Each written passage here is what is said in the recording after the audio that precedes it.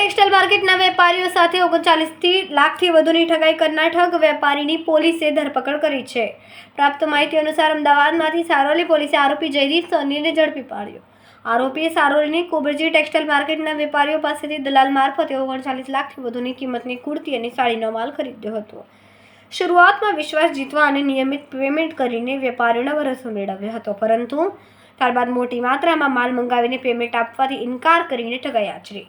આ મામલે ભોગ બનનાર વેપારી વિજિત શાહ દ્વારા પોલીસમાં ફરિયાદ નોંધવામાં આવી, જેના આધારે સારોલી પોલીસ મથકમાં ગુનો દાખલ કરીને તપાસ હાથ ધરવામાં આવી.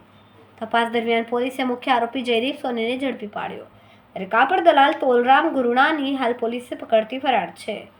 પોલીસના જણાવ્યા મુજબ ઝડપાયેલા જયદીપ સોની વિરુદ્ધ અગાઉના 5 ગુનાઓ પણ નોંધાયેલા છે. આ સમગ્ર મામલે વધુ તપાસ સારોલી પોલીસ દ્વારા હાથ ધરવામાં આવેલી છે.